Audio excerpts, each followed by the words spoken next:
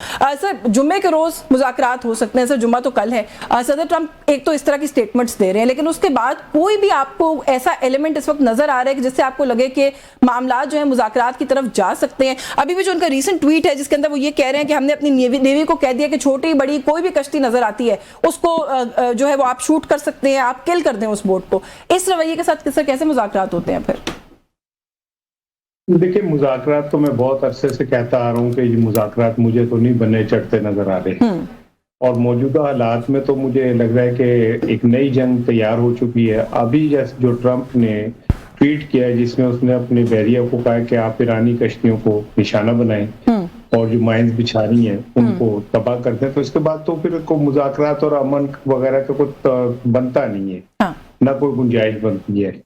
तो मैं ये समझ रहा हूँ कि अगली जंग मुझे तो समुंदर के ऊपर होती नजर आ रही है, और जिस तरह ट्रंप मीडिया से खेलता है, उसकी नफ्सियात से खेलता है, सुबह कोई बयान देता है, दोपहर को कोई, शाम को कोई, उससे मुझे नहीं लगता। कल तक वो कह रहा था हफ्ते को मुज़ाकरात होंगे, वो अब कह रहा है जुम्मे को होंगे। मुझे उसका ज़हनी तवाज़ुन ठीक नहीं लग रहा, और बेहतर ये कि अमरीकी जो अवाम है वो इस बात को समझे कि उन्होंने एक ऐसे शख्स के हाथ में अपना इक़्तिदार दे दिया है जो स्टेबल नहीं है मेंटली, और वो पूरी दुनिया के को एक जंग के अंदर, मैं समझता हूँ कि एक वक्त आया था जब ईरान और अमेरिका के दरमियान मुज़ाकरात कामयाब हो गए थे और चंद बातें रह गई थी, और जेडी वेंस जो था वो तैयार था उस मुज़ाकरात को फाइनल करने में भी, लेकिन फिर इसने फोन करके उसे वापस बुला लिया। तो मेरा ख्याल है कि ट्रंप के दिमाग में कहीं पे भी अमन और मुज़ाकरात की कामयाबी नहीं है। वो एक खास मकासद लेके चला हुआ है, और वो इसराइल को जब तक वो जो उसकी ख्वाहिशात है पूरी नहीं करेगा वो बाज नहीं आएगा।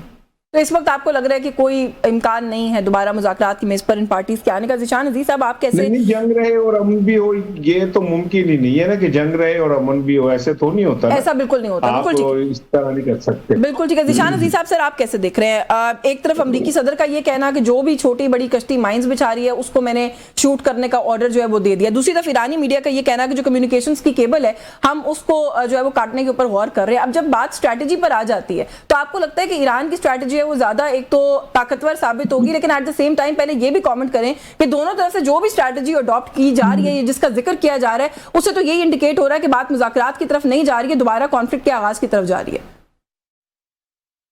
Thank you Yashveen. एक तो देखें कि ईरान के पास खोने के लिए क्या है। 47 ईयर्स वो यूएस की जो सैंक्शंस हैं वो बर्दाश्त कर रहे हैं, और अमेरिका इस वक्त भी जब मुज़ाकरात के ऊपर आया है तो अपनी मैक्सिमम जो पावर है, मिलिट्री फोर्स है, वो यूज कर चुका है।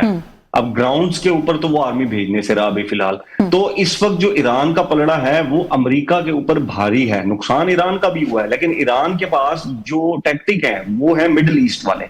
अब अगर ये कश्तियों की बात कर रहे हैं कि जो भी कश्ती नजर आए और उसको आप पकड़ लें या उसके ऊपर फायरिंग करना शुरू कर दें, तो ये अगर फाइबर ऑप्टिक केबल्स काट देता है तो उससे तो आपका पूरा मिडिल ईस्ट खत्म हो जाएगा।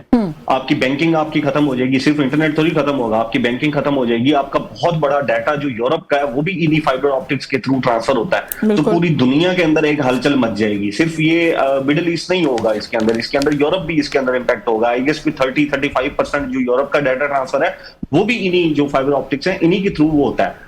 और ईरान के पास इस वक्त स्पेसिफिकली जो है वो बड़े स्ट्रॉन्ग पॉइंट्स हैं कि जहां पर वो लड़ना चाहता है वो लड़ सकता है। ईरान ये चाहता है कि अगर आपने मुज़ाकरात करने हैं ना तो आप आए, आप बिल्कुल एक इक्वालिटी की बेस के ऊपर करें। अब ट्रंप साहब ये चाह रहे हैं कि मैं जाके गला भी दबा दूं, मैं हाथ में अपनी राइफल भी लेकर जाऊं और मैं वहां पर जाकर फॉरसेक कि मैं ईरान को बुरा भला भी बोलूं, मैं गालियां भी दूं और उसके बाद मैं कहूं मुज़ाकरात भी मेरे साथ करो। तो ऐसा तो नहीं होने वाला। तो यानी वही जो बात इसार राना साहब करें कि जंग और अमन दोनों साथ साथ तो नहीं चल सकते, इस चीज़ के अंदर थोड़ी सी वजाहत लेके आनी पड़ेगी। अच्छा सर, बहुत सारी चीज़ें इसार राना साहब, जब हम इस कॉन्फ्लिक्ट की बात करते हैं तो इस रीजन के अंदर और भी बहुत सारे मामला आते हैं। अगर हम खाली अमेरिका और विज़ावी चाइना ही बात कर लें तो आपको इस वक्त वो जो डायनामिक है, ये वो है साइड है, वो आपको क्या बनती हुई नजर आ रही है? जो ईरान का मामला है उस पर भी हम देख रहे हैं कि गर्मा गर्मी चीन और अमेरिका के दरमियान नजर आ रही है। जो अमेरिकी सदर है उनका एक दौरा भी हम सुन रहे थे कि एक्सपेक्टेड है, वो आपको होता हुआ नजर आ रहा है कि नहीं आ रहा है? क्योंकि जो जहाज लिया था तहवील में अमेरिका ने, उन्होंने कहा कि चीन ने ईरान के लिए उसमें तहाइफ भेजे थे। चीन इस बात को बिल्कुल मुस्तरद कर रहा है, वो कह रहा है ऐसी कोई सूरत हाल नहीं है। अब चीन ये भी मुतालबा कर रहा है कि ताइवान में अगर किसी किस्म की कोई वेपन सपोर्ट अमेरिका कर रहा है तो उसको खत्म करे। आपको लगता है कि ये मामला अब कहां जाएगा? ये मसला भी अब गर्मा गर्मी की तरफ जाता हुआ नजर आता है? मैं अर्ज कर रहा हूँ ना कि ये सारी जंग जो है ना, प्रॉक्सी वार भी अब आपने हरमज के ऊपर ही होंगी। और दूसरी चीज ये है कि आज अक़वाम मुत्तहिदा में ईरानी सफीर ने एहतिजाज किया है कि मुसलमान मुल्क सऊदी अरब, यूएई, कतर, इन लोगों ने इसराइल और अमेरिका को हमले के लिए अपने अड्डे फराहम किए। इससे पहले अमेरिकी जनरल्स इसका कल ये कह चुके हैं कि इस जंग में मुसलमान मुल्क जैसे सऊदी अरब और ये वो चार ये हमारे साथ शरीक थे।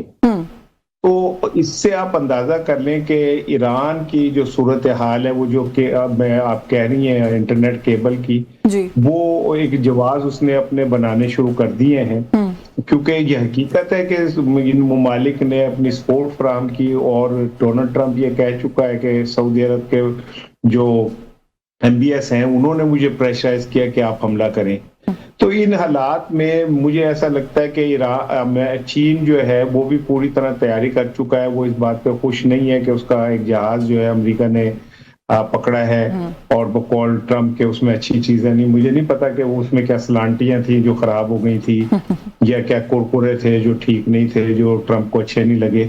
बात यह कि अगर चीन ने कुछ भेजना है तो उसे जरूरत नहीं है कि वो इस तरह भेजे, उसके पास और बहुत सारे तरीके और जराए हैं। लेकिन ताइवान का नाम लेके उसने एक बात क्लियर कर दी कि अगर तुम हमें यहाँ तंग करोगे तो फिर हम वहां तंग करेंगे। तुम हमें ये कहते हो कि हम ईरान को असला दे रहे हैं तो तुम वहां पे उन लोगों को असला दे रहे हो। तो ये मुझे लगता है कि आगे चल के ये जो जंग है इसमें चीन भी कूद जाएगा और मुस्लिम ममालिक तो ऑलरेडी रूस, इसराइल और अमेरिका के साथ खड़े ही हैं, जो बहुत अफसोसनाक बल्कि शर्मनाक है। इससे शर्म से डूब मरना चाहिए। लेकिन इसके बावजूद भी अब ये बात आप समझ लें कि मैं बल्कि एक रिक्वेस्ट करूंगा कि जैसे आपने हरमज का उसने अमेरिका ने मुहासरा किया, मेरा ख्याल है हमें भी अब इस्लामाबाद और पिंडी का मुहासरा खत्म कर देना चाहिए, क्योंकि उन लोगों ने तो आना नहीं है। तो ये जो ये बेचारे लोग हैं तकलीफ में है, इनका तो कम से कम उपाय करते हैं हम।